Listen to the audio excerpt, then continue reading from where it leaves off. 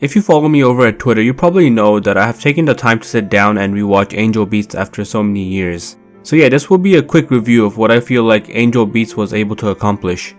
Angel Beats is a beautiful anime. It's not every day you see people approaching older anime like this, so if you're new to anime or want to feel some feelsy nostalgia, this is probably the right anime for you.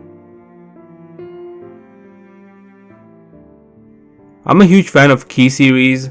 Their shows are literal emotional roller coasters that take heavy twists and turns, and Angel Beats does not fail to meet that criteria. But I feel like the story is able to do way more because of its amazing art style, soundtrack, and animation for that time. The story starts with our main character Otonashi, waking up in the middle of a battlefield without any memories, confused.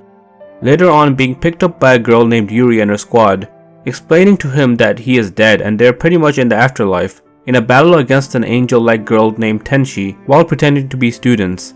I know it's a bit confusing, but I'm sure it will start to add up soon the more you watch it, and of course if you've seen it already. Let's get to why Angel Beats is beautiful. Aside from it being one of my first anime that made me get emotionally invested and cry my eyes out, it explores a wide range of values which make it worth diving into.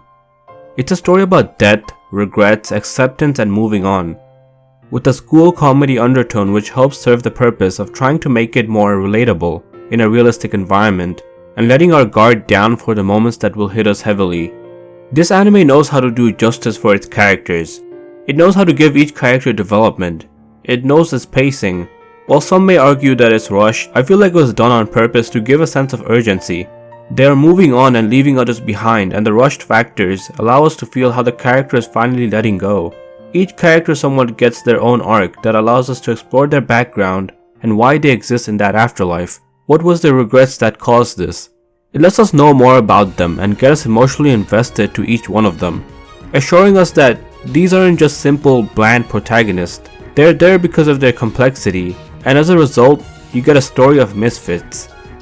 A story of misfits which is not afraid to show in its own way what it's like to die with desires that couldn't be met, and regrets that followed after. It will remind you that in life even the smallest things can cause you regrets, and sometimes you can take a break to do the things you want to do.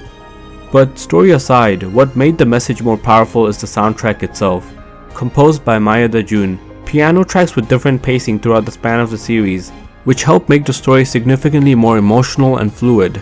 Tracks that blend naturally, allowing us to enjoy the moments to its fullest.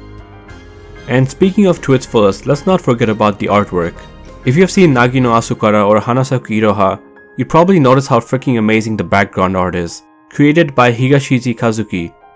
The art simply leaves behind a taste of nothing but awe and wonder, and his style is something that I felt like was necessary to complete what makes Angel Beats beautiful.